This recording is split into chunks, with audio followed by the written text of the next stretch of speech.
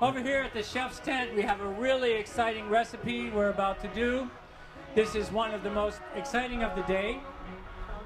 And that's because of the chef who has come here all the way from California. And Chef Flynn McGarry is with us today. I met Flynn at the Modernist Cuisine, a very modern experimental kitchen. Yeah. And believe it or not, that was maybe a year and a half ago. And so as you can see, he's not over 21 yet, but he already has a very successful career as a chef. Let me ask you, Flynn, about how it got started and what kind of cooking you do. Well, it started 4 years ago. My mom wasn't the most, she wasn't the best cook, and she didn't enjoy it very much. So I sort of took it upon myself to start cooking. And then I discovered cookbooks in restaurants where they were really doing interesting things with food, and it sort of drew me in, and how it could be more than just sustenance, and it can be interesting and artistic. So that was kind of how I started cooking. And then it's, like you said, my food, it's fine dining, which is the whole thing of this is to show how you can do healthy food easily, but I'm going to try to show a different perspective where it's a little bit more difficult, but in the end it tastes just as good, and it may not be an everyday snack, but when you do make it, it's amazing. So it's, yeah, pretty much that. Thank you. So when he says it's amazing, I tell you how amazing it was that being invited or coming to his house for dinner was one of the hottest tickets in Los Angeles. So you had CEOs, CFOs, every kind of celebrity trying to get in, because what Flynn does is kind of a mixture of modernist, or what might be called sometimes molecular gastronomy, but basically he uses science as a way to cook food and prepare food so that it's at its best, it's most delicious, most beautiful, and also very intriguing. So, but what's interesting is that this could not have happened even, I think, 10 years ago, because as Flynn told me, a lot of what he learned on the internet. So there's cookbooks, but even so, now you can see, you go to the internet, you see a video of exactly how to prepare things. So what would you say, Flynn, is the percentage? How much did you learn from books and how much from the internet? I'd say it was, the internet was a good 30% of it, books another probably 20, and then also the experience of working in different restaurants. You learn a lot from just working in a very fast environment, yet learning how to do things fast but efficiently, and different techniques, and that's kind of what I showcase in my food. Yeah, and since that time he has worked in some of the best restaurants and kitchens in America. So, well, let's move things along, because I think people look like they're starting to get hungry. What are you going to make today? Today we're going to make it's farro, which is it's a whole grain. It's an Italian whole grain. If you can't find farro, which it's not the most easily accessible thing, you can use brown rice or any kind of whole. It's a very healthy whole grain, and not a lot of people really know how to use it, and it's delicious. So I figured it's already on, just to show you guys a different ingredient and a different way to make it. Can I go ahead and put it in here? Yeah, you can go. Okay. And then it's with we have some roasted carrots that it's going to go with, and it also has pistachios, which we just chopped up in a food processor. There are tangerines, which we cut into thirds after we segmented them. Pickled onions, which is easier than it sounds. It's just vinegar, sugar, and water that you boil, and you pour it over chopped onions. Then we have some watercress and some different herbs. And if you can't find the herbs, if you can't find anything, you can just go down to the basic ingredients and even make it just into a salad. Like, we're gonna plate this fancy, which is what I like to do when I do my dinners. It's very intricate plating with tweezers, but if you don't want to do that, you can obviously just mix it up in a bowl, and it'll taste just as good. Now I'm intrigued by the onions. So you put the sugar and vinegar together, and then how long do you have to cook the onions for? You just boil the sugar and vinegar, and then the sugar, vinegar, and water, and then you just pour it over the onions and just let it sit. I see. Okay, that's pretty easy. And then do you want to start cutting the carrots? Yes. Okay, so, and I noticed these carrots are a little different. Can you tell us about these carrots? These are multicolored carrots. If you can't get them, they taste almost the same as regular carrots, but they just look cooler, I guess. And they just add, like I said, a different ingredient that not a lot of people know about, that a carrot can be purple.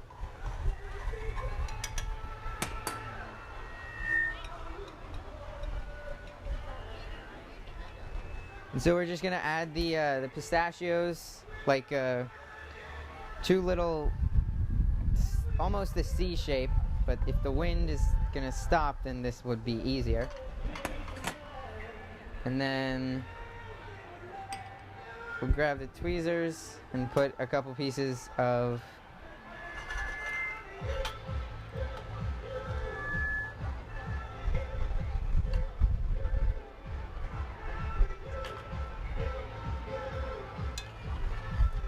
And with the carrots, we just simply roasted them in olive oil with some salt. And what happens when you roast a carrot is the cell structure breaks down and it releases sugars in the carrot itself that you wouldn't be able to taste if the cell wall was still there. So it tastes like a sweet potato, sort of.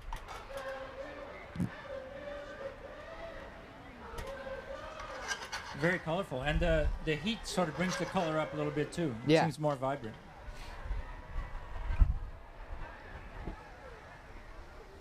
So what percentage of onions would you say would you put on this salad? It looks like you're just putting a small, It's like just nickel size. It's a small amount, and I put the onions on because in all of my dishes I like to have it very balanced in the textures and the acidity and the sugar and the bitterness, and we're just adding the onions to add the acidity that's needed in this dish, because without it, it would just it'd fall short. It would just be kind of bland. And if you have all the different tastes in a dish, that's how you make a really good dish, is to have the salt right, to have the sugar right, to have the acid right. If you need bitterness, the right amount.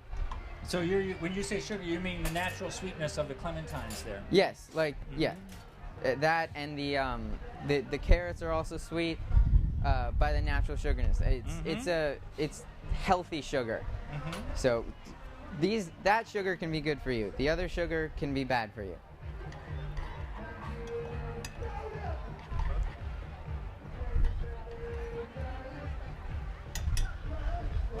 Smells good. The aromas are so great. What kind of vinegar do you use in your vinaigrette? We use a red wine vinegar. Oh wow! Red really wine nice. vinegar. And it's we also use red wine vinegar in the onions just to keep the color of the red onion.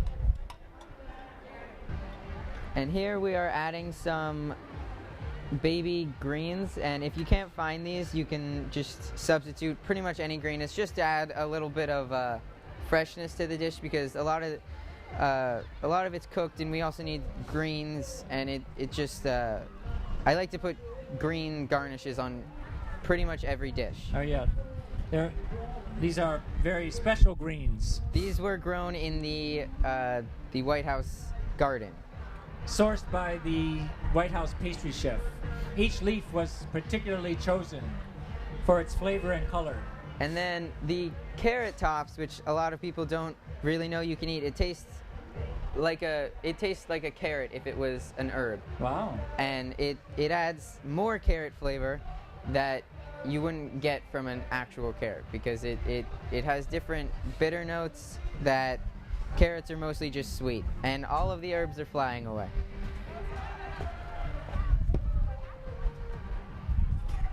Wait, I think it's that way that it's coming from. That way? I'm a multitasker. Yeah, it's really looking cool. And then so with the carrots, we're just gonna throw them in different places around these sides.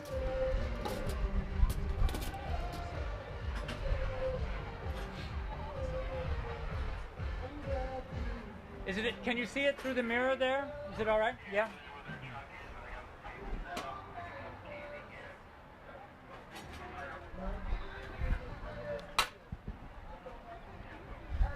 then we'll just finish it with some oregano, which is, it's just for, it adds another layer of flavor that you kind of need in the dish. All of my dishes, I go through a way, I test all of them multiple times just to figure out the right proportions, the right dish. So opposed to just putting it all on a plate, there's a lot of thinking that goes behind each dish that I make. So when you would have those dinners and these famous people would come to your house, you were testing those recipes before you served at least a month.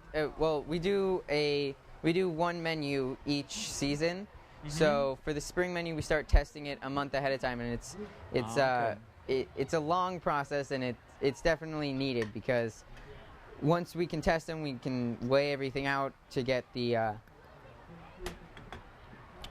proportions right, and the flavors right, and it's just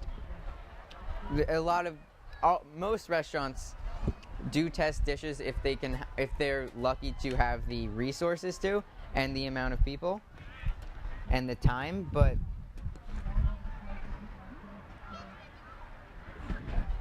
and I notice you're tasting things as you go along. Do you feel that's an important part of cooking each step of the way? It's very important. I test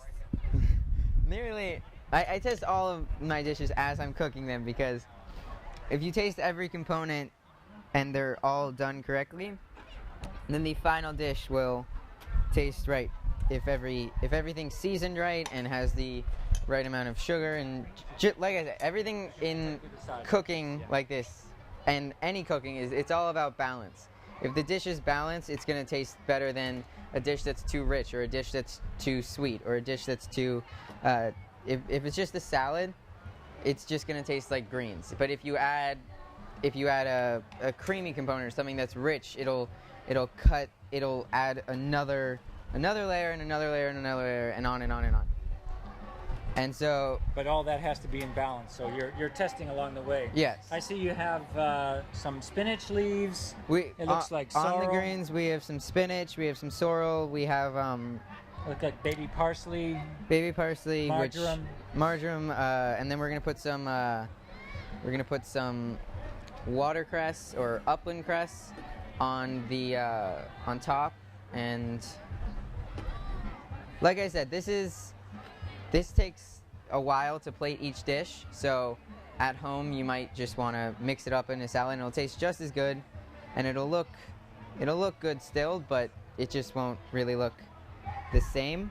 Well, how much of this could you plate in advance, sort of, if you were, like, could you do the pistachios and the tangerines? When we did when we had this on the menu at the pop-ups, we would plate the edge all ahead of time, and then right when the order came in that the food needs to go out, we just put the far on and the greens, and then walk it. So it's a matter of planning ahead if you were going to do this for a lot of people. But if you're just going to do it for a couple people, you could plate it like this and get through it. Yeah. Yeah, it's not the hardest thing in the world. Wow. And you don't need the tweezers. Those are not a necessity. But it just helps. Yes. Helps to get things where you want it. No, that's a really, really beautiful dish. Thank you. It's Thank you. Sort of. Oh. Absolutely. Gorgeous. Beautiful. Thank you. It's supposed to sort of. It's a way to eat it where if you take everything in, you're gonna get every single bite is gonna taste different. So that's why I do it like this. So if you get a bite with the pistachio and the and the tangerine, it's gonna taste one way. If you just get the carrot with it, it's gonna taste another way. If you get the just the pistachio with it, it's gonna taste a different way. So as you're eating one plate of food, every single bite you get is completely different. So you're never getting bored with what you're having. No, exactly. Which is what I strive to do. That's a beautiful dish. Not get bored. Wow. Thank you. Thanks very much, Flynn. That's a beautiful job.